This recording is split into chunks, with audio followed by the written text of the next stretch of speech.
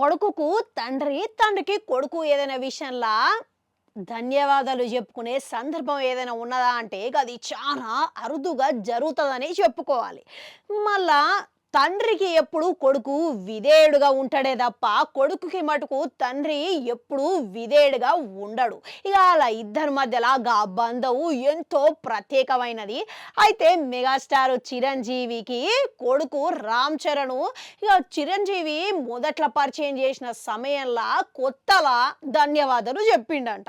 అయితే ఈ సందర్భం ఏందనంటే మెగాస్టార్ చిరంజీవి కొడుకుని పరిశ్రమలకు అడుగు పెట్టినప్పుడు ఇక మొదట్లా ఈ సందర్భం చోటు చేసుకున్నదనమాట. ఇక ఆ తర్వాత రామ్ చరణ్ స్టార్ లెక్క ఎదిగిన తర్వాత ఈ వేదిక మీద అంతమంది కోట్లాది మంది జనం అభిమానం చూసి ఆనందంతో ఉక్కిరి బిక్కిరి అయిపోయి నాన్న ధన్యవాదాలు అని చెప్పిండనమాట. ఇక ఆ సందర్భం తర్వాత ఇక మళ్ళా గస్ వంటిది ఎన్నడూ వాళ్ళిద్దరి మధ్యలో చోటు చేసుకోలేదు. ఇక ఇవాళ తండ్రికి దగ్గ కొడుకు అనిపించుకున్నాడు రామ్ చరణ్. గ్లోబల్ స్టార్ లెక్క ఎదిగిండు. అయితే గస్ వంటి గ్లోబల్ స్టారు చాలా కాలం తర్వాత ఇప్పుడు మళ్ళసారి మెగాస్టార్ చిరంజీవికి ధన్యవాదాలు చెప్పడం జరిగిందంట. అయితే రామ్ చరణ్ నటిస్తున్న గేమ్ చేంజరు సంక్రాంతి కానుక లెక్క విడుదల కాబోతున్న సంగతి మన అందరికీ తెలిసిందే. అయితే ఈ కార్యక్రమం ప్రీ రిలీజు అమెరికాలో వేసిరంట. ఇక అందులోనే రామ్ చరణ్ మాట్లాడుకుంటా ఇక ఈ విషయం బయట పెట్టిండనమాట.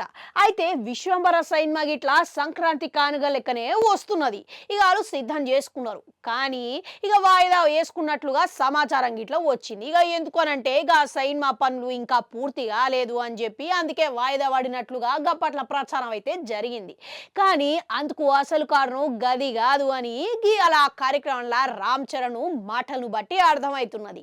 ఇక కొడుకు సినిమా కోసము చిరంజీవి ఆయన సినిమా వాయిదా వేసుకున్నట్లుగా అర్థమైపోతున్నదన్నమాట.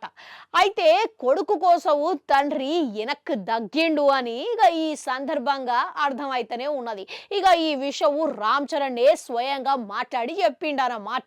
ఇక నా కోసం ఇట్లా చేసినందుకు చిరంజీవి గారు ఇక మా నాయనకి చాలా ధన్యవాదాలు అని చెప్పి మాట్లాడిండనమాట. ఇక చూసిరు కదా, ఇక ఈ సందర్భంగా కొడుకుకి మళ్ళా బాధ్యత తీసుకున్నాడు. ఇటువంటి సందర్భాలు మీ జీవితంలో ఇట్లా చాలా ఉండే ఉంటాయి.